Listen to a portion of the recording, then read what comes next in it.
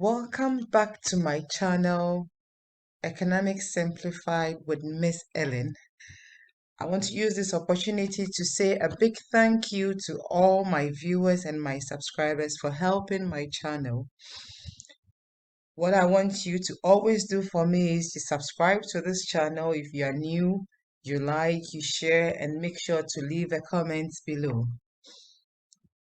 Today we are looking at another interesting topic, which is economic system and their functions. Economic systems and their functions. So let's define what economic system is. It is an institutional arrangement under which resources are managed, or it refers to the framework or arrangement that shows how a society uses its scarce resources to determine what to produce, how to produce, for whom to produce, and then how to distribute what has been produced. Now, every society, every economy, every country has its own ways of doing things.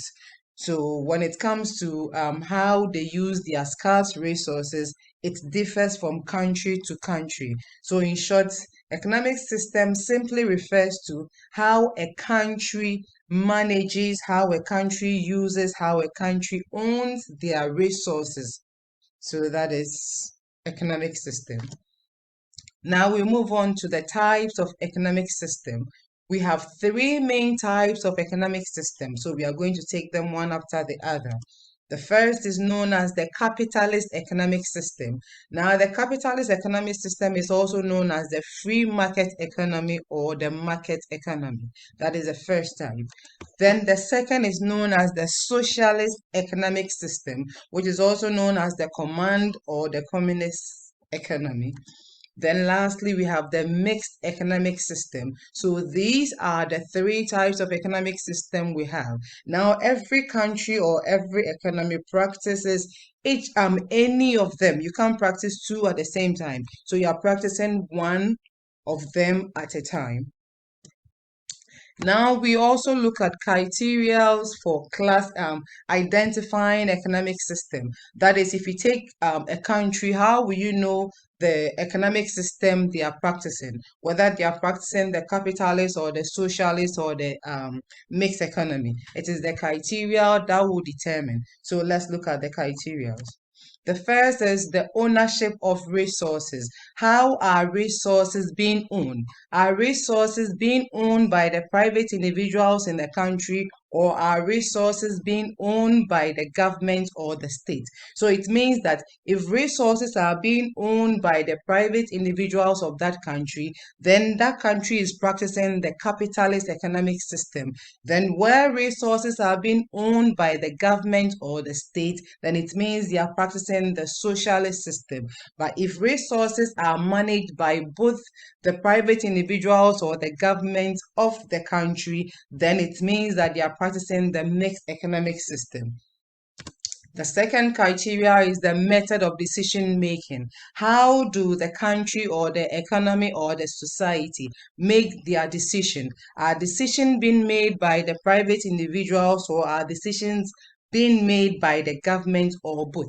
So it means that where decision making in terms of what to produce, how to produce, the method of production, whom to produce for, how to distribute what has been produced, is it being determined by the private individuals of the country, or it's being determined by the state or the government, or both? So where resources are being, that is decision making in terms of what to produce, how to produce, is being done by the private individuals, then it means that country is practicing the capitalist economic system. But whereby decision making is done by the state or the government, then it means they are practicing that of the socialist system. But where it is being done by the private individuals and then the government or the state, then it means that economy is practicing the mixed economic system. Then the next criteria, we have the motivation for profit. What motivate them to produce? Are they producing for profit, to gain profit, or they are producing for the social well-being of the people. If the motive of production is for profit making, then it means that economy is practicing the capitalist economic system. But if the motive of production is for the welfare or the well-being of the people or the citizens, then it means it is the socialist system. But whereby the motive is for that is profit making and that of welfare at the same time, then it means that economy is practicing the mixed economic system. So these are the three criteria we use to determine what a country is practicing or the type of economic system a country is practicing. Now we take the types of economic system and then define them one after the other. So the first is that of the capitalist or the free market economy. We are going to define them, know their characteristics, the advantages and then disadvantages of practicing such an economy. So let's first define it. Now, I want to talk about the capitalist economic system.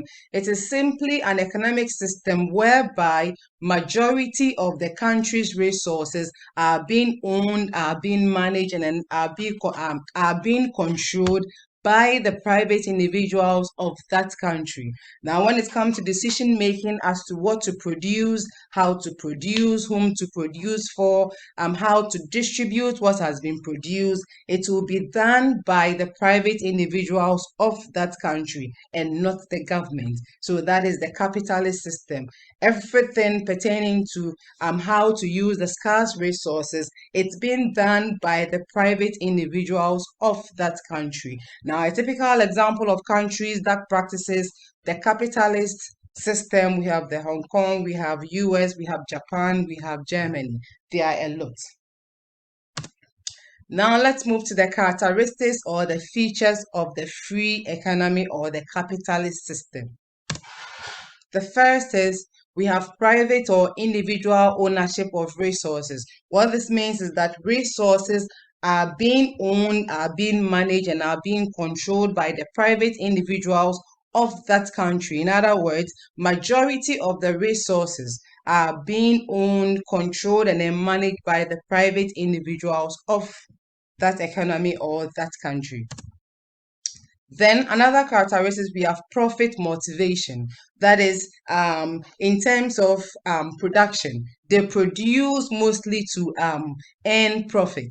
It is not for that is to seek the well-being of the people, but then they are motivated to produce goods and services in terms of gaining more profit.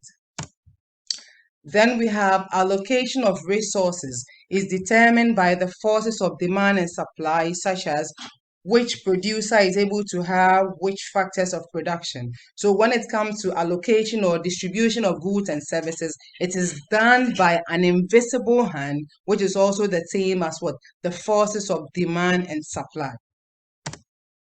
Then how much of goods and services a customer can afford, it's determined by the forces of demand and supply. That is another characteristic.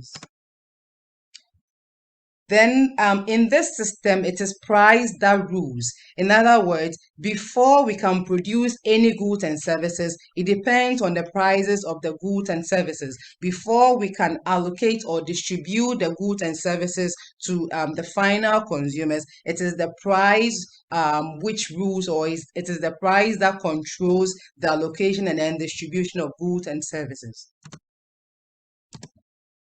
Then in terms of what to produce, how to produce, how much to produce, how to distribute what has been produced is determined by the individuals in the country. This means that the individual is free to spend his income on whatever goods he wishes to buy for consumption or for production. It is the individuals that will tell the producers what to produce. Why? Because they are also ready to pay for a higher price or any price for it. So individuals determine what to produce and then how to produce, etc.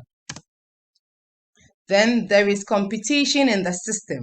Thus, producers compete among themselves. Now we have so many producers producing either similar commodities or the same commodities. So they compete among themselves. And then we know some of the advantages of when producers are competing. That is, it helps the system. In other words, it helps to check that good products are being produced or quality products are being produced. Why? Because you have other competitors who are also producing the same thing you are producing or similar with commodities.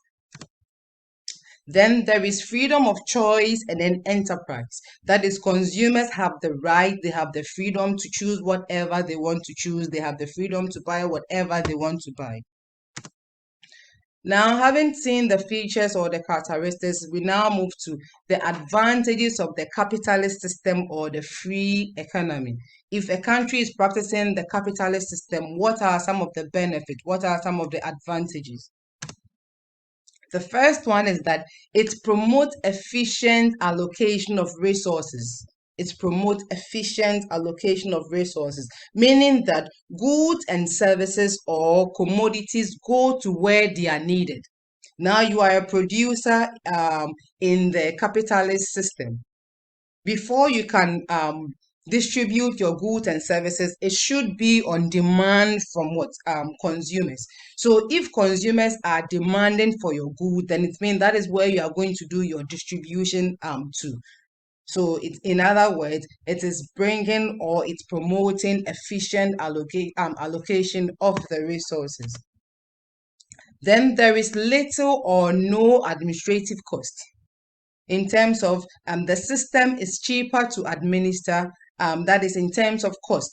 This is because the economy is ruled by invisible hands. In other words, the forces of demand and supply rules the system. So the government of the day doesn't have to spend a lot in administrative cost. Why? Because it is an invisible hand that is ruling the economy. So it is less costlier than other economic system.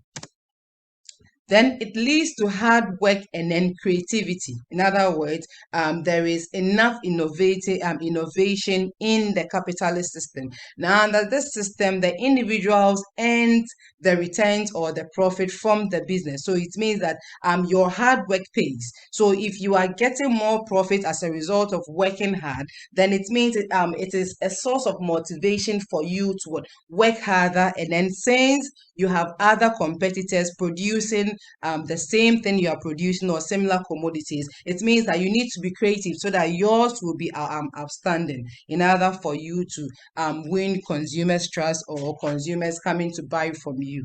So we are saying that it leads to hard work and then creativity. Then another advantage is that there is consumer sovereignty. When we talk about consumer sovereignty, we are referring to the consumer having the right or the freedom to choose whatever they want to consume or buy. So consumers have the right to decide what they want, and then that is what producers will produce. Consumers are described or are termed as the kings in the capitalist system. So let's take note of that. Then there is competition leading to lower prices. The reason why we are saying that there is competition in the capitalist system is that we have a lot of private individuals, as I said, producing similar goods or the same goods. So because of that competition, and then you want people to buy from you, you have to reduce your prices so that your commodities will be seen as cheaper than others, and then consumers are obviously going to buy from you. Then we have rapid economic growth. The competition in this system leads to productivity and higher technological advancement needed for rapid economic growth. Then we look at the disadvantages of the capitalist system. The first is that it leads to inequality in income. That is, it widens the gap between the rich and then the poor in society. Remember, we said the motive for production in the capitalist system is that the producers are always looking for more profit. So if it's more profit, then it means they are always producing to feed the rich and then not the poor. So at the end of it all, it means that the rich will continue to be rich in society, the poor will continue to be poor. So the system, it's rather widening the gap between the rich and then the poor in society. The second disadvantage is that it may lead to exploitation of consumers when they are monopolists. The monopolists are, that is, a single seller of a commodity. So when we have a single individual producing a commodity which others are not producing, they may want to exploit or over-exploit consumers by charging higher price for their commodity.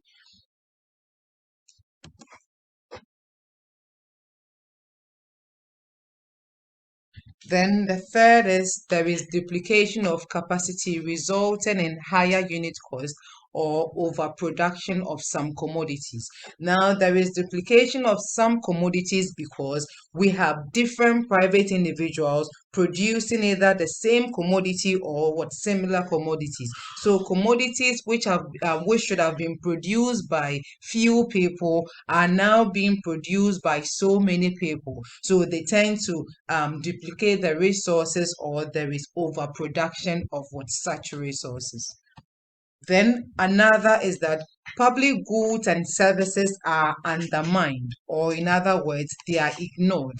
Example of a public good and service, we have that of road, construction of bridge, security in terms of the police, the armed forces, the army, what have you.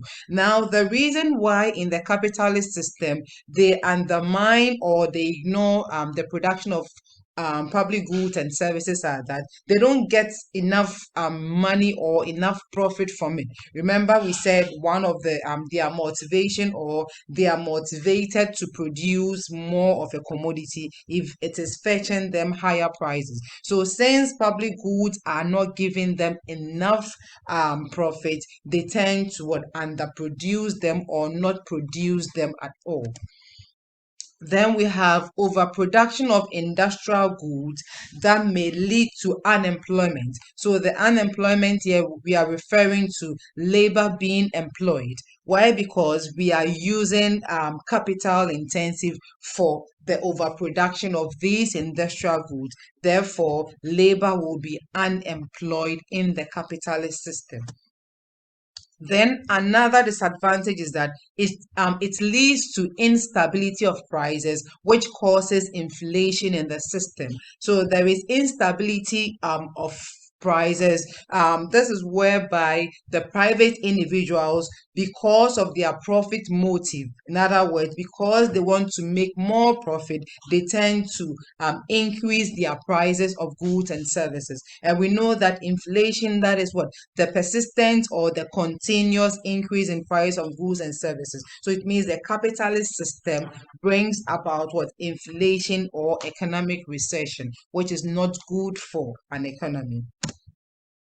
Then the welfare of the people is ignored due to the profit motive of the system or of the country. In the capitalist system, they don't care about the well-being of the people. What they only care about is what? To get more profit and nothing else.